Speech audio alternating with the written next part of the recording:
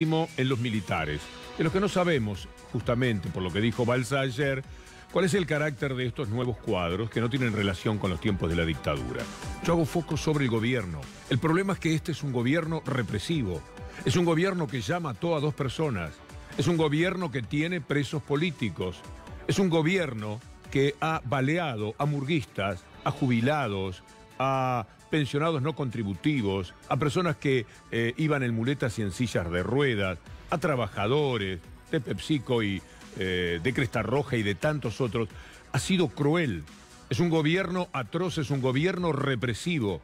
El problema quizás no sean exactamente las Fuerzas Armadas. En el 2011 se recurrió a las mismas y se fue a la instalación de radares, etc. Y también el tema tenía que ver con el narcotráfico, que precisamente, como muy bien lo dijo Paulo Cablan, tuvo mucho más éxito en su lucha en los años 2014 y 2015 que en los promocionados años de 2016 y 2017. Lo único que ha cambiado es el vergonzoso blindaje mediático de los medios dominantes que viven hablando de que capturaron 20 gramos de cocaína y que ignoraban olímpicamente las decenas de kilos y de toneladas que fueron capturadas en el 2014 o el 2015.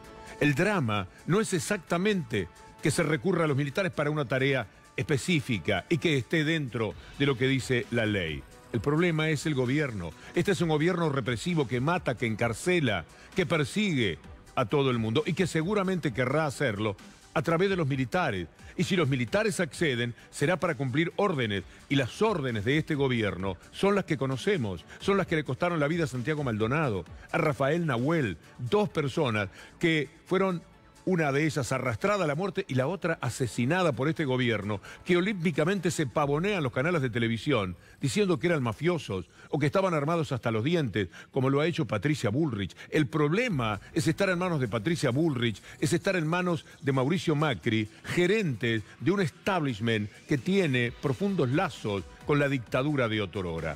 Me parece que el drama pasa por ahí y que la angustia de la gente es darse cuenta de que se recurre a los militares justamente para reprimir, porque la situación no da para más, porque no se puede más con tanto despido, no se puede frente a una situación en la cual cada día hablamos de la enorme carestía de la vida, cuando la canasta básica está en 19.000 pesos y un sueldo. Después podemos hablar de los salarios del campo, por ejemplo, 15.000, o de un repositor de un supermercado, 17, 18.000, menos de 19.000 pesos.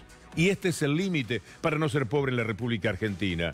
Frente a estos datos, frente a la caída del empleo de calidad, al empleo industrial, ante este panorama y dándose cuenta que lo que viene es una inevitable explosión social, en algún momento se preparan para enfrentarla con los medios de comunicación que trabajan diciendo que hay una situación explosiva de la que habrá que defenderse, señalan, y un gobierno que se prepara justamente con la justificación de los medios para reprimir y para matar. No tiene ningún tipo de inconvenientes este gobierno el matar.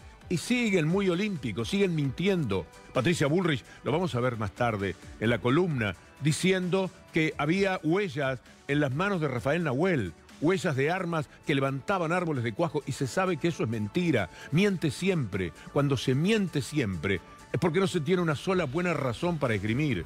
De ahí viene la convocatoria a las Fuerzas Armadas. Este es el verdadero drama.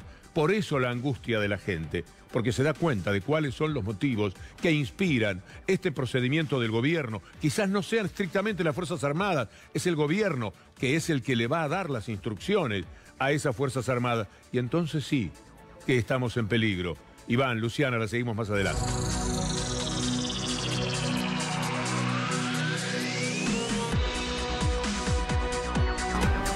El tema de la jornada indudablemente es la marcha que se ha realizado no solamente en la ciudad de Buenos Aires, pese a la inclemencia del tiempo. Muchísima gente ha ido a decirle que no al gobierno represivo de este momento en su llamado a las Fuerzas Armadas. La gente no quiere esto. Y como decía antes, quizás no se refiere tanto a las propias Fuerzas Armadas, porque de las actuales sabemos poco, y a lo mejor no todos piensan que aquello, por ejemplo, fue una guerra, sino que se dan cuenta del papel históricamente nefasto que cumplieron las Fuerzas Armadas. No lo sabemos, pero sí sabemos lo que es este gobierno, que es profundamente represivo, que ha matado 2 personas ya, que tiene en la cárcel a casi 30 personas, presos políticos, y que ha perseguido y hostigado a todas las personas que han tenido un motivo de protesta, vaya si lo han tenido, los trabajadores que se quedaron sin empleo, los jubilados, a los cuales también balearon con balas de goma en su momento, a una murguita, a todo el mundo han perseguido. Ni hablar de los mapuches que han sido inventados como el motivo de terrorismo que también inspira este llamado del gobierno a las Fuerzas Armadas. La gente no quiere esto y esto resulta más que evidente. Una tapa que está en los kioscos, seguramente ya de una revista importante, contraeditorial, dice en el título: Macri, nunca más, por favor, no lo hagan más. Y Macri lo está haciendo más.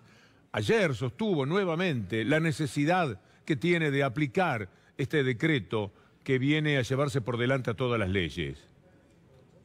Eso puede colaborar las Fuerzas Armadas sin participar en temas de seguridad interior, sin todas estas cosas que se han dicho, que son en base al prejuicio. Realmente que un punto hay que tratar de mirar hacia el futuro, ¿no? No se puede seguir planteando todo en función de un episodio trágico que pasó hace 50 años, ¿no? Lo que quiere Macri son tareas de inteligencia, el seguimiento de la gente, saber en qué anda cada persona, cada sindicalista, cada periodista si fuera posible. Algo personal, les quiero mostrar en 30 segundos lo que fue el archivo de mi persona entregado hace unos pocos años por el gobierno uruguayo sobre los tiempos de la dictadura. Para que ustedes vean, en aquel momento hacía periodismo deportivo, seguramente diría alguna cosa que perturbaba y está en el archivo, señalado en varias ocasiones. Pero esto es muy perturbador para un ciudadano. Bueno, si pueden obviar el tema de la foto, se los agradezco. Sería un acto de piedad. Bueno, todo lo que decían como periodistas, inició en diarios izquierdistas, trabajaba con un espía comunista, lo menciona allí, el seguimiento que hacían, que fue a tal lado, arribó al aeropuerto, fue detenido, fue liberado, murió su madre, ha hecho propaganda para ir a los Juegos Comunistas de Moscú, le ha dado la palabra a exiliados que estaban en Caracas, todo esto en un seguimiento, fíjense ustedes, que excede 1987-1994, no solamente en los tiempos de la dictadura, desde 1973 en adelante, sino también después, en los tiempos de la democracia. Esto es lo que hace de inteligencia un ejército y esto es lo que quiere el gobierno represivo de Mauricio Macri. Cuando se habla de las Fuerzas Armadas hay que tomar en cuenta lo que el general Balsa dijo ayer en su aparición en un par de programas de televisión. No estamos en condiciones de participar en ninguna actividad relacionada con el marco interno. Escuchen, muchachos. No tenemos ni por misión, ni por despliegue, ni por estructura, ni por material, ni por armamento. ¿Por qué ni por armamento? ¿No te sirve el FAL para una nosotros calle? no tenemos balas de goma. La policía, la fuerza de seguridad tiene... Como le decía Berbisky ayer al jefe del Comando Sur de los Estados Unidos, los militares tienen una tarea para la cual son profesionales en ese rubro, mientras que la policía tiene otra actividad, tiene otro armamento, tiene otro entrenamiento, y así tienen que ser las cosas, y es un poco lo que estaba mencionando el general Balsa anoche. Pero todo esto, bien sabemos, tiene que ver con la pavorosa crisis que nos envuelve ahora por culpa estrictamente de este gobierno, por su impericia, por sus mentiras, porque no cumplió nada de lo que se habían animado a prometer, por más que muchos estuviéramos advertidos que el neoliberalismo jamás se va a comportar positivamente. Miren ustedes la caída del PBI, del Producto Bruto Interno, dicho por Ferreres, que no es un hombre que sea de la contra, que sea de la vereda de enfrente. La actividad económica, se profundiza la recesión, el PBI cayó 4,5% en el mes de junio. Miren lo que está ocurriendo con los préstamos UVA. Aquellos que despertaron alguna esperanza en muchísima gente, porque fueron muy promocionados, porque fueron muy bien vendidos. Ya los préstamos UVA determinan que la inflación ponga la cuota del crédito superando al alquiler y cada vez deben más. Los que tenían la casa a 30 años ahora la tienen a 40, 50 años, pero además la cuota supera lo del alquiler. Todo esto además que también es parte de la indignación dentro del blindaje que ofrecen esos medios de comunicación que tienen tantas culpas como el gobierno de todo lo que nos ha sucedido, porque ellos lo introdujeron y porque ellos son el sostén. Mire esta tapa de La Nación de ayer. Mire por qué ocurre la crisis en la República Argentina. La actividad económica cayó casi un 6% en mayo por la crisis cambiaria y la sequía. Este es el blindaje, esta es la manera de llevar a la gente a pensar por afuera de la realidad. Mire la tapa de Clarín de hoy, revísela con nosotros, para que usted también aprenda que cuando le muestran las tapas en los canales de televisión por la mañana, usted tiene que echarle un vistazo. ¿A usted le parece que esa es la tapa? ¿Dónde está la marcha? ¿Dónde está la crisis? ¿Dónde está lo que ocurre? En Europa el calor, en Estados Unidos y la Unión Europea pactando una tregua en su guerra comercial, descubren un lago en Marte, celulares a gusto del consumidor, internas en la Asociación del Fútbol Argentino. Y si subimos nos encontramos con la gran fotografía de la pirámide del Louvre con la gente que está pasando calor en Europa.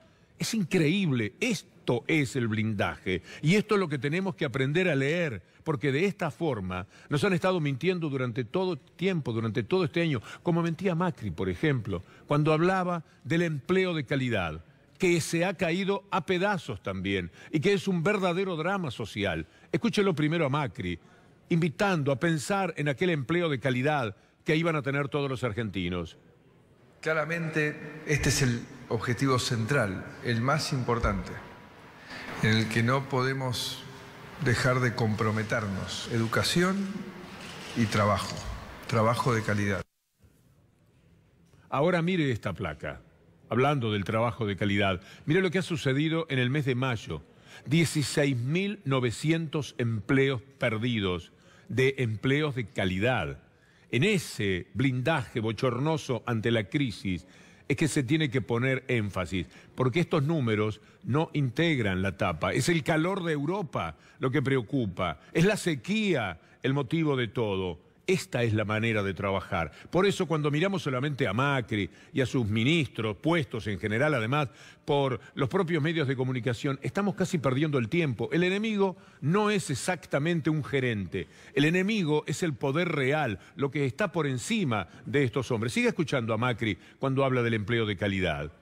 O sea, acá estamos enfrente realmente a una oportunidad única, que es desarrollar empleo de calidad,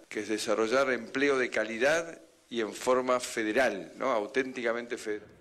Ahora mire este número. Empleo industrial en la era Macri. 82.000 menos trabajos de lo que se llama trabajos de calidad. Cuando uno ve este número, dice, seguime haciendo escuchar a Macri, por favor. Sigamos. Haciendo estas obras, generamos trabajo de calidad. Trabajo de calidad.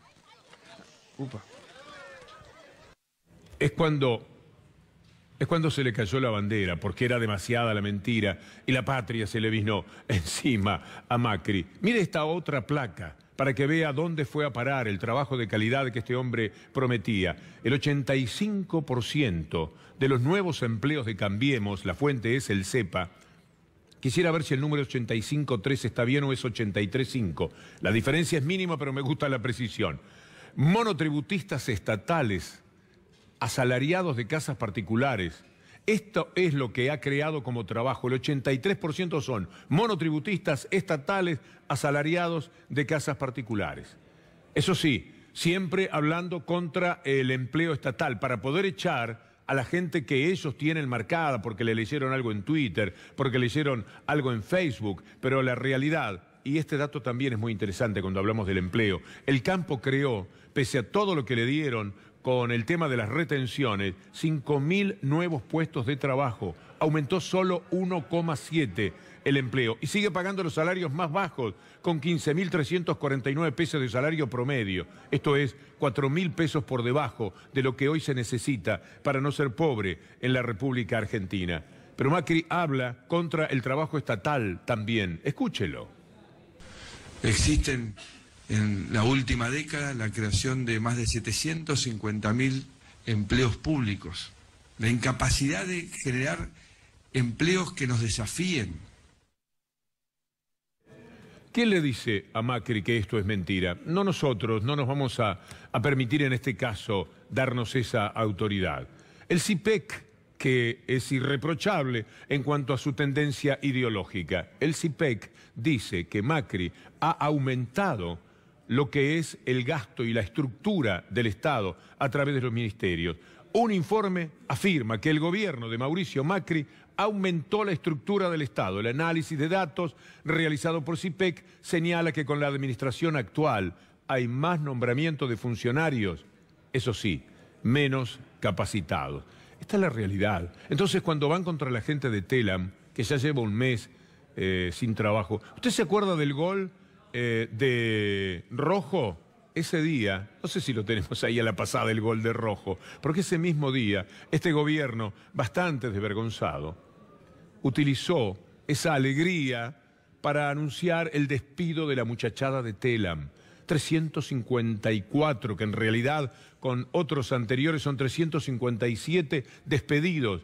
Hasta eso tienen. La búsqueda siempre del marketing, la mentira como el jugador que va encima del otro, a caballo de la mentira. Así han vivido durante todo el tiempo. Y ese día lo que hacían era echar a la gente de Telam, que hoy, conocimos hoy, aunque quizás esto tenga algunas horas, con el título Calumnias e Injurias, dicen esto. La primera voz que van a escuchar es la de Canalla Lombardi. Presta atención a lo que con mucha creatividad nuestros amigos, colegas de Telam han hecho para recordarnos su situación.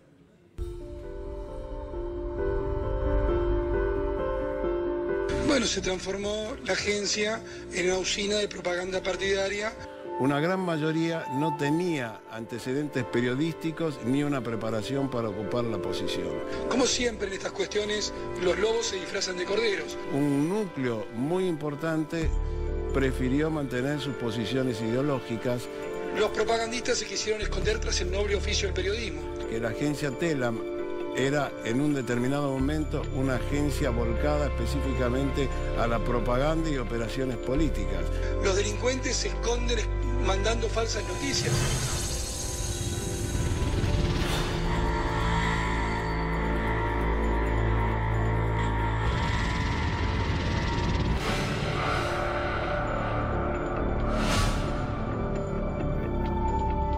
No sería Canalla Lombardi el que pueda mirarlos a los ojos. No hay un solo funcionario que esté en condiciones de mirar a los ojos a los trabajadores de Telam. Y esto es un horror. Aunque siempre este gobierno tiene algo peor que el día anterior. En todos los ítems, lo de este señor Albino, que está financiado por el gobierno, aunque en principio lo quisieron desmentir, es un catálogo de horrores cometidos desde hace bastante tiempo. Vale la pena escucharlo, porque no hay dinero para Telam, dudaban de los dineros del INVAP y así sucesivamente, pero hay dinero para que este hombre trabaje para este gobierno. ¿Usted adhiere a la legislación actual que permite el aborto con ciertos casos, por ejemplo, en la violación? Yo creo que no debería aplicarse en ningún caso. ¿Ahora no le parece que es traumático una situación de que una mujer pase por una violación y encima tenga que pasar... Y encima tenga que tener un asesinato? Sí, me parece traumático. El sexo es una maravilla que nosotros tenemos para contribuir a la obra creadora de Dios. No es para divertirse y que se hagan cargo de sus actos, no que después tiren al chico en un baldío. Y produce la masturbación una verdadera tiranía en el ser humano. Es una adicción. Y respecto del sexo oral y anal, ¿cuál sería el problema? Es contra la naturaleza y trae trastornos. ¿Cómo considera usted a la homosexualidad? Como un problema que tiene una persona por el cual consulta más de una vez. Ese es el personaje, pero Albino tiene unos 80 millones de pesos ya cedidos por el Estado para que haga su formidable tarea.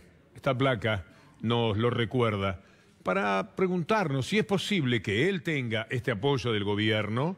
9.000 en el 16, se ve que a mí había mejorado, había dicho más disparates en el 2017, y en el 2018, punto caramelo, está Albino. Y con lo de ayer seguramente que subirá 121 millones el estimado para el 2018. En total, 183 millones de pesos para este trabajador del gobierno de Cambiemos. Cambiemos de tema, mejor, para recordar que continúa el juicio sobre Milagro Sala. Milagro fue echada de la sala porque le dijo en la cara a las juezas lo que son, unas inútiles al servicio de Gerardo Morales. ¿Por qué no viene Gerardo Morales? ¿Por qué no tiene lo que hay que tener Gerardo Morales para que sea él el que emita el juicio? ¿Para qué las pone a ustedes?, les preguntó. Hoy Cintia García, de la García, tuiteó que además la jueza Tolaba, que es la peor, la menos capacitada, la que no salvaba un solo examen, 3 sobre 100, un desastre, verdaderamente, impidió que entraran con pañuelos verdes. La jueza reprobada, Alejandra Tolaba, no deja ingresar al público a la sala de audiencias con el pañuelo verde porque ella está en contra del aborto legal, seguro y gratuito. Bueno, esto es lo que hoy nos contaban desde allá. Y los periodistas han sido quitados y el público, bueno, como ven ustedes, tiene sus dificultades. Un juicio oral y público que no tienen los periodistas. Jujuy es tierra de nadie cuando hablamos de la justicia.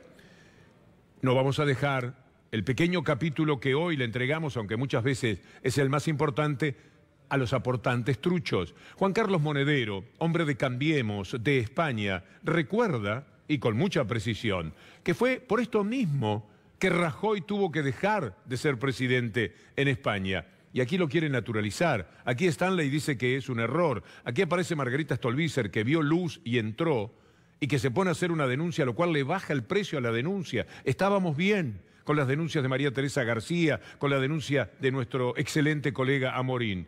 Porque Stolbizer cuando denuncia le baja la nota, porque ya se sabe de antemano que puede ser un absurdo. Ya ha ocurrido en el pasado. Pero lo interesante es encontrarnos con que desde España nos dan una explicación muy interesante sobre cómo fueron las cosas allá. Terminó un presidente y aquí hasta recurren a Stolbizer para decir que María Eugenia Vidal, que es la responsable absoluta de todo esto, no tiene nada que ver. El 100% de los tesoreros y de los contadores del Partido Popular han estado imputados por casos de corrupción. El 100%. ¿Por qué? Porque es una estructura repetida. Los empresarios pagan dinero, el partido tiene dinero para pagar incluso sobresueldos a los cargos políticos, es decir que la cúpula del Partido Popular recibía sobresueldos en sobres, ¿no?, en la propia sede del Partido Popular, tenían de ese dinero que pagaban los empresarios y por supuesto luego cuando había que dar una obra pública, una limpieza, seguridad, cualquier ámbito pagado con el dinero de todos, pues se le daban a esas empresas amigas. Y aquí tenemos un panorama prácticamente igual en todo lo que truchó el gobierno para poder llegar a hacerlo.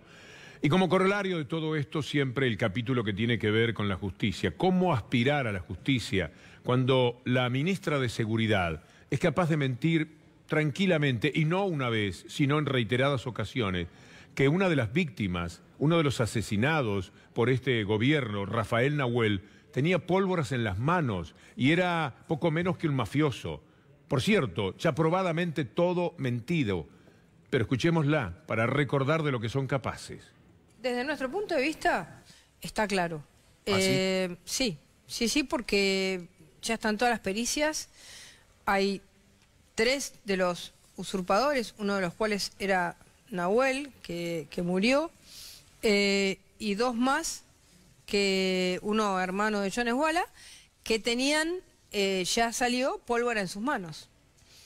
De los 30 que había, los únicos 3 que se pudo hacer un examen, una pericia, fue estos 3 que fueron los que bajaron llevando a Nahuel, que ya tenía un tiro. O sea que pólvora en sus manos significa que ellos dispararon, arma de fuego. Sí, por lo menos que tenían armas. Sí.